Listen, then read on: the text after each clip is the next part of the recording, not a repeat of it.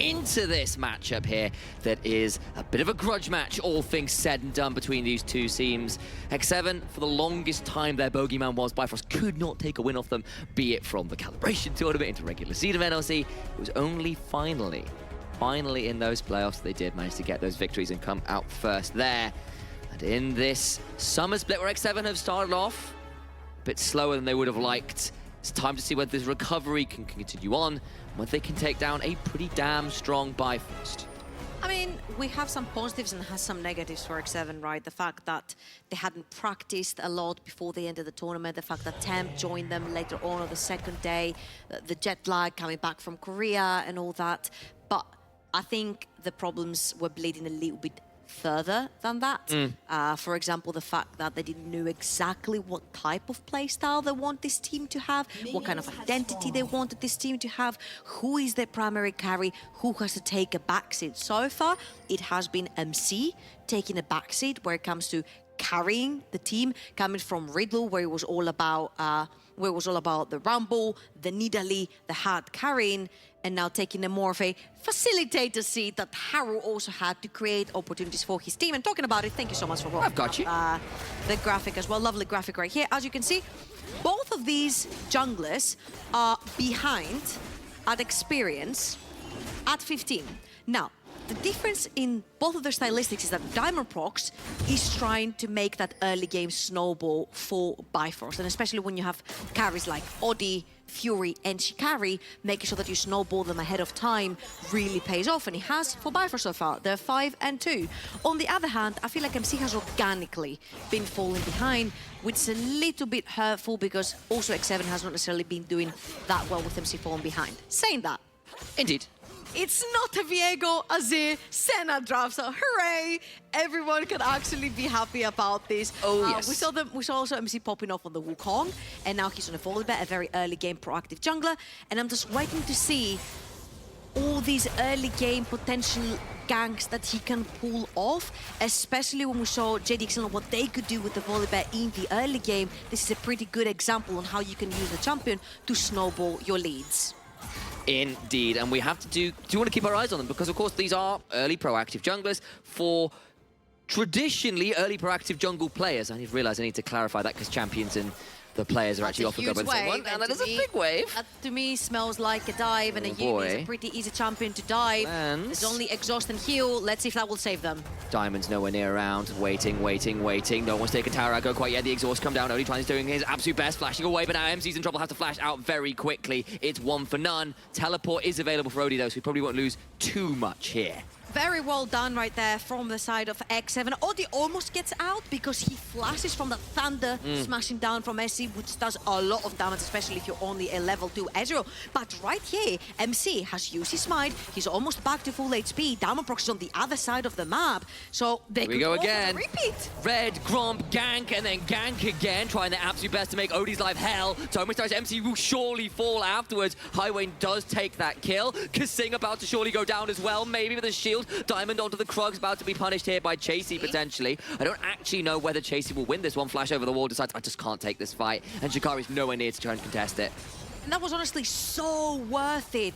And back to back, we've seen Dan on the Volibear, MC on the Volibear. The proactivity seems to be the same MC with the back-to-back tower dive. Odi has TP, he's like, it's fine, we got dived, I can get back onto my lane. They punish instantly because Diamondprox is on the other side of the map. Really, really, really well done right here from X7, picking the Volibear, making sure that you snowball the correct lane in the early game, which is your Tristana, and Attila will get exhausted, but he will then pop his bomb onto the target, not while he's exhausted. And that was really well played and really good execution from X7. As you will see again, X7 will get another wave underneath. MC will stun Odi right on the edge of that thunder as well. Kasing is going to tank. And MC fall here, honestly, is so worth it because all the experience is lost, all the gold is lost, and that Ezreal is falling behind into a Tristana. And now the Tristana Lulu lane can even have kill pressure on the 2v2. And making the most out of these early aggressive plays. And tower diving is notably harder with the way the game is currently balanced. And MC, a player we were just before this game... What's not balanced? Volibear in tower dives. True enough. He's not even got ultimate yet to make it really unbalanced, despite your point being very correct. But serious credit to MC, this guy who we have been criticizing, who has now made a really strong early game plan that has come to fruition and gotten his laners nicely ahead here, especially when it is into something like this Yuumi as well, who you do want to put in the dirt as much as you can. Also huge credit to Chasey as well. Obviously, when you see the jungler staying bot lane back to back, you know that there's an invade coming through. Not only does Chasey take the Krugs off of Diamond Prox, but he also forces Diamond Prox's flash. So I think the macro is coming together, the communication most of all, which we thought was lacking a lot at the start of the split for X7, seems to be coming together. Chase taking the cracks, taking the flash off of Diamond Prox, while MC's pulling the back-to-back dive, taking summoners off of Odi. Now he knows that this Tristana is super fed, and Tristana lane is always a pushing lane, which means he has prior from the bot side of the map, which means he can just move into the river and take the dragon. Really well done, honestly. I'm loving to see X7 a little bit back on track, and traditionally, we've mentioned Bifrost. Never mind that, because the Grand Challenge has been optioned. None of this talking. We've got to deal with this particular duel. Does get the healing back, but Shikari does get to walk away. So as I was saying, traditionally, Bifrost do win the games in the regular split. And they do have a composition to do that. They have so much utility and so much spacing, because we didn't get to talk about compositions a lot in this game. So the Swain, the space he creates, the same as Gangplank with the barrels and the ultimate, Ezreal poking you from afar together with the Yuumi. And of course, if you do reach the backline, Diamond Prox is right there to throw you back out and use his ultimate as a mid shield to also push into the objectives. Whilst X7 have a little bit more of an all-in composition with the Tristana, with the Volibear, whilst having the Fiora on a side lane.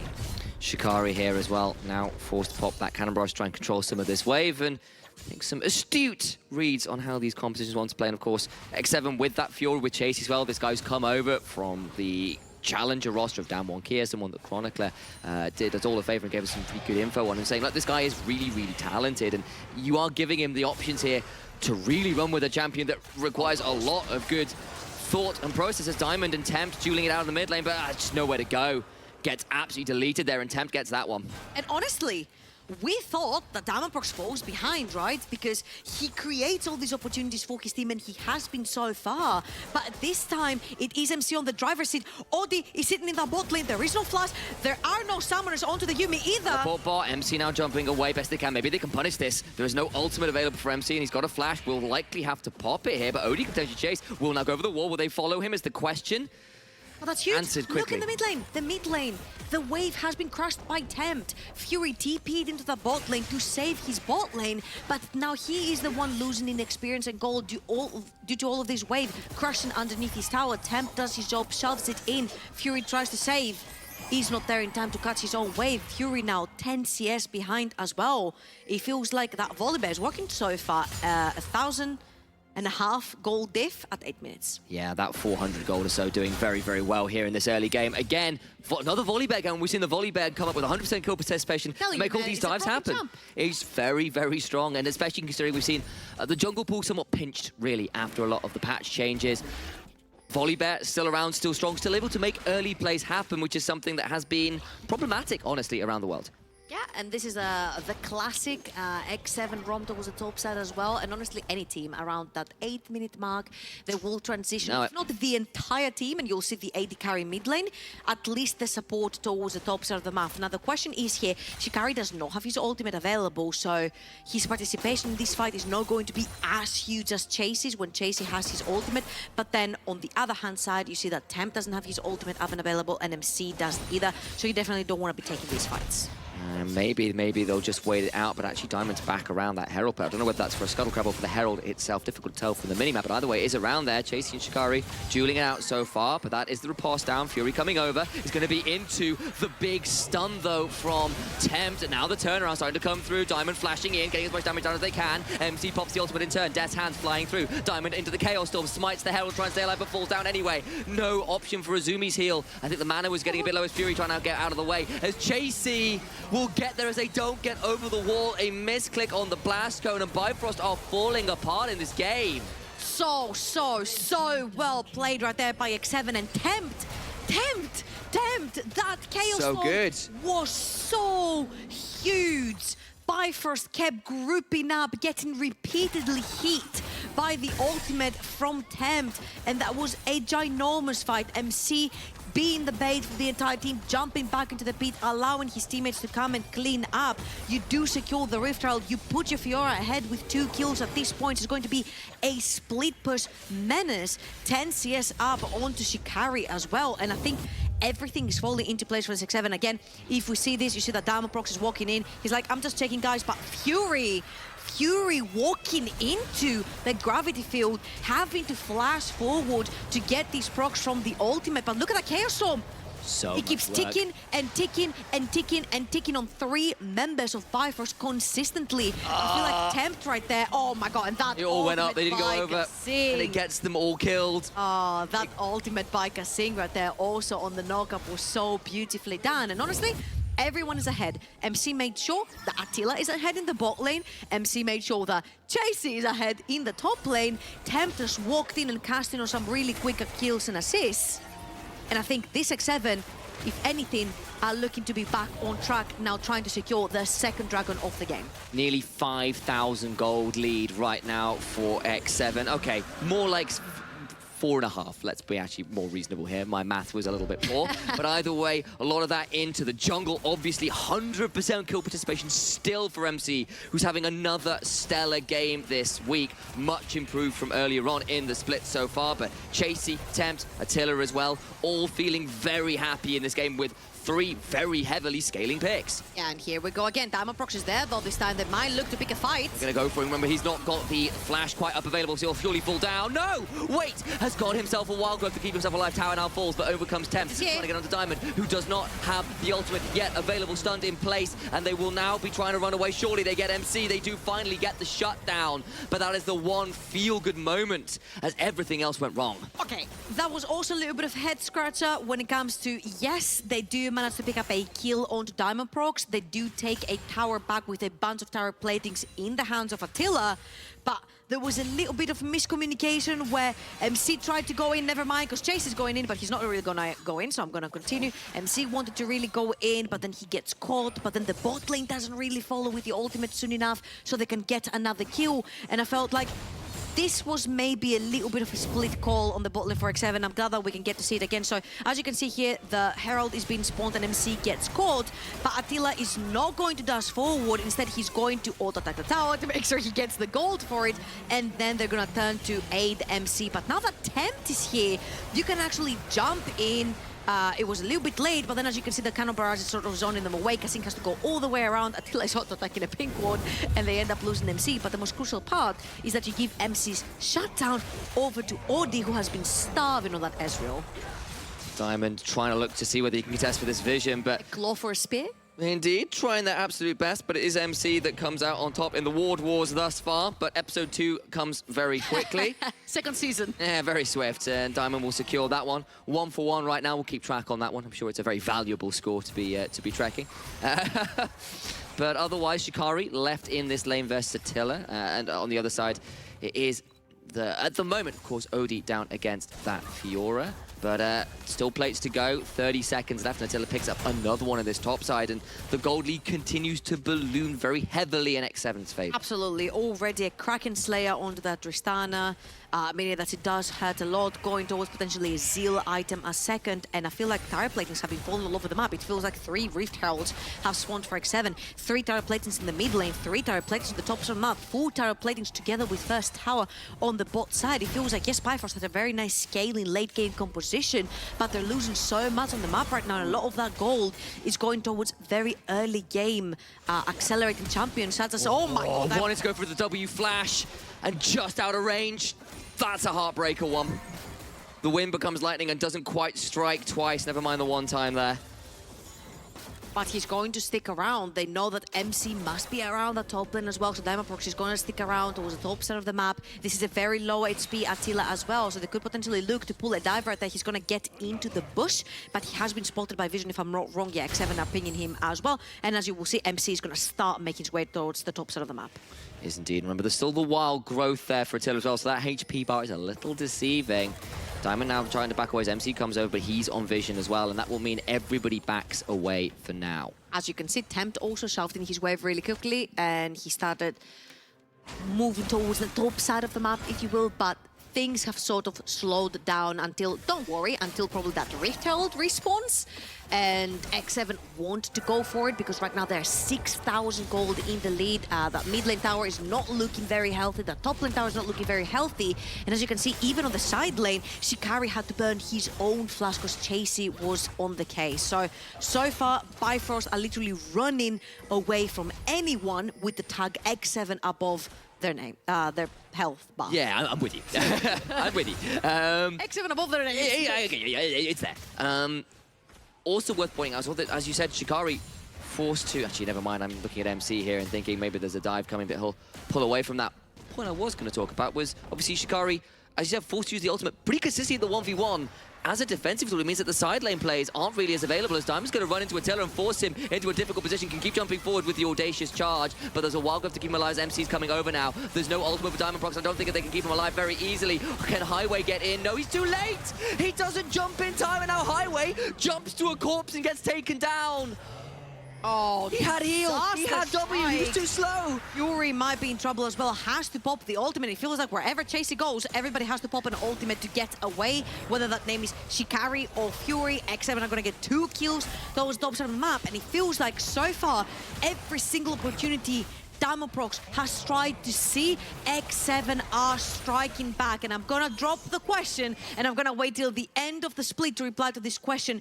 Is X7 back in form? Stay tuned to find out. Again, really beautiful ultimate right there to catch Attila, but Attila does have the jump. He doesn't get pinned in place really quickly. Also has Kasing right there on the Lulu. All he has to do is pop a shield and an ultimate onto him. Oh, Highway. Highway was a little bit too slow with the attachment on the Yumi to get that heal onto Diamond Prox, and ends up going down as well. Same as the top lane, tier 1 finally going down. Mid lane is looking very dire as well, especially now that there's a Rift Herald in MC's pocket. And then there's the third Dragon for X7 potentially, which will mean soul point for them, and that's a mountain. Massive, massive deal. Both Heralds, 2 Dragons, lots of plates, and honestly, the only ag tower still remaining is that one in mid lane, which is on a sliver of HP. It is a stiff breeze from falling over as MC about to secure a 3rd Dragon. And Bifrost, yes, you've got some options later on with an Ezreal and a Swain and a Yumi and all those things, but this gold discrepancy is so massive, and now a teleport in from Chasey, but he's in very deep. I don't know how much he wants this. Attila's going to try and hop in. Diamond's so low, but Kasing is dead. They've overstretched. Diamond can't quite make it out, though. The healing from Chasey's ultimate field allows him to stay alive. Grand challenge has been answered. Now Tempt is over. Fury's not here. He's still in the mid lane, and there's no way Shikari's coming in with a teleport right now. They're trying to run out best they can. Finally, the cannon barrage comes through for Chasey. Just dashes out Attila, taken very low. Blows him into the wall with a buster shot, though, and Tempt gets that one, and for a moment there I thought X7 had overextended, but they proved me so very wrong. Holy, that looked like everyone from X7 was having a happy feet moment right there, having to dance through Gangplank ultimates and W's from Swain coming in all the way from the mid lane, but all in all, they managed to clean up house. They killed 4 members towards the top side of the map. 3. Swain was not here. There you go. I can do math, I promise. Well done. They cleaned up 3 members towards the top side of the map, and it looks really, really clean. So as you can see, Chasey is going in with the teleport. Kasing is going to ult him, but I feel like Kasing flashes in for the polymorph. But that polymorph costs him his life. At the end of the day, you'll see that Tempt is literally sprinting it from mid lane because he has ghosted, and they ended up killing Odie. But this is a team that's about 6,000 to 7,000 gold in the lead right now, and the question is, had they been fighting at even terms, Bifrost played this pretty well, and they were close and cashing in on so many bounties that you have to think... Oh, Odie, so much damage. Diamond's around but can't stop the AD carry going down. You can't stop to think. Not anymore, and honestly, it's all been over since those 2 dives bot went so in favor of X7. Bifrost has been shut out of this game, and every play, every attempt, every thought of a comeback has been well and truly counted by X7. Nothing has gone their way. Hell, they haven't even got a tower right now. Very well done from X7. Early game aggression. We don't need no Senna, we don't need no Azir, we don't need no Viego. You never move. Need your AD carry to stay alive. I thought it was going to be more damage. He gets to never move, and it's okay, never mind. I thought that was a very dead Attila, and he just gets to walk away. It's just the Rylai's for now. It's true. It's just the poor Rylai Swain. All right, back to X7. They're looking like they're back in 10,000 gold in the lead prior 20 minutes in the game against a team that traditionally they have beat in playoffs only. In regular split, it has always been Bifrost. Talking about Bifrost, Diamond Prox wants some bad blood revenge. Trying to get in on this one, but just can't quite get there in range, and it's just a bit of a chunker, not too much more. He's got the Yuumi on top of him, but this combo would have been great, maybe if they weren't 10,000 gold behind. And that is now just such a deficit to try and climb back up. Just look at the discrepancies across the board. It's 3,000 pretty much in every single role. Yeah, it feels really bad for the side of Bifrost, especially since the composition you have drafted doesn't necessarily do a lot of damage, but it has so much utility and survivability with the Zinza, with the Yuumi and the Ezreal and the Swain. They heal so much, they're pretty beefy champions, but they do not have enough consistent damage to teamfight the front to back that the X7 are bringing in, right? And they do not have an answer in the sideline as well, because every time Chase takes the one-on-one onto Sikari, Sikari has to either flash away or all the way. You see how much bullying this Fiora is doing. JC right now, a real monster, frankly. He's on the Fiora and thus far proved his worth on the champion. But it feels like that's kind of true across the board right now. Everyone, aside from that one awkward flash from Kasing where he gets blown up for trying to go for a flash polymorph, hey, he did everything else is going incredibly well. Maybe that was Roger taking over the keyboard briefly. Remember, Fabian was saying in the NLC, sometimes the support has to sacrifice for the greater good. That's it. I think sacrifice for the greater good. I really want to make a Hot Fuzz reference at this point, go real southern West Country accent from the UK on you, but I'll avoid that one. For now, it's Odie! Talking about South? Never mind, yeah, his health bar went incredibly south, and now Diamond dies afterwards, as does the Yuumi. They're made of paper at this point, and just getting torn through. Absolutely eviscerated, shredded. Other words that involve the destruction and domination of Bifrost in this game. Baron speedrun, any percentage, anyone? 22 minutes in, and it's about to go down. I'm expecting 30-second kill. All right. X7, 30-second kill. Have you been counting? Yeah, it's not about 22:02, I think. Okay. 22, nah, it was 22 like 08 or something. Okay, something like that. Anyway, it's been quick. I tried again with 11, 12 second Baron. Good grief. How many did you say? I said about 30. I was very come wrong. on, I know, I was man. very wrong. I got like 2 seconds to think. Okay, anyway, I was wrong. Excuses aside, I lose that challenge. I'm looking at the item discrepancy, and I think it's relatively selfish. I can make it even worse for you. Go on. 5 seconds, Mountain Soul has just spawned on the map. The entirety of Bifrost is towards the top side of the map, which to me, it says we are not going to be contesting that soul. Your only saving grace will be in cashing in all of these bounties that are on top of everyone's name except Kasing, because He died that he once. wasn't interrupted. Exactly. Yeah. Oh, sorry, I meant he sacrificed for the greater good. Indeed. We saw the fan on the street. It was, in fact, Kasing in disguise. I hate to spoil Was that. it? I No know. way. That's quite shocking. Only There's the no eagle way. eye would have spotted that mustache I could have in never particular. guessed. It was really extraordinary, but he was the problem, perhaps, in the end. And Fury, here with the rest of Bifrost kind of hanging around, at least the jungle and support, will finally allow at least a single turret to go down, but they are living on hope of a miracle right now. Yeah. They're living on a bunch of hope. Oh yeah, it is a medically inappropriate amount, dissuaded by pretty much every medical professional out there. Don't take this amount of copium. That's what they're living on right now and hoping for the best. I'm not sure their lives are going to be all that long. Attila is still in the red buff while the minions are dying in the mid lane. So one thing that X7 really need to work on, that is pretty much syncing the waves together. They're trying to cut stamp, but MC is there. Yeah, it gets MC a little bit low, but he just doesn't take that much damage with the mountain shield in the way. Going to root him up. There will be a massive use of the Stormbringer afterwards, though. Wild Growth still available from Kasing that's now being used. MC taken very low, will not quite die. The Demon Flare and the Demonic Ascension, rather, still active. No one dies, but MC and the rest of X7 somewhat forced away, but they've got a wave now on the bot side with an explosive charge on, and that means it's dead to right mid lane turret. Very low as well. Inhibitor under siege, and Bifrost trying their very best to clear out this wave, but they just don't have the tools. I feel like, if anything, that trade benefited X7 right there, because Bifrost threw everything in the kitchen sink at X7. All of their ultimates were being used, so now they have nothing to defend themselves. Oh, Temp turning it around, trying his absolute best to make this one as punished as hard as they can. Diamond goes in trying to heal his way out, but he's got polymorphed and he knows he's dead to rights. And now Attila can hop forwards, gets another auto onto a mannerless Yuumi, who is executed. That cat is well and truly skinned. Chasey in the mid lane escorts another wave in. Odie on the fountain is losing out to Attila's Tristana. The Bandle Gunner has drawn a bead, and it has been headshot after headshot. We're switching games to CSGO, it feels like. And this will be X7 absolutely crushing Bifrost, who melt away in this game. What a massacre we just watched right here. X7 are arguably taking the little sample from last game and this game back in form. I think the more early game proactive jungle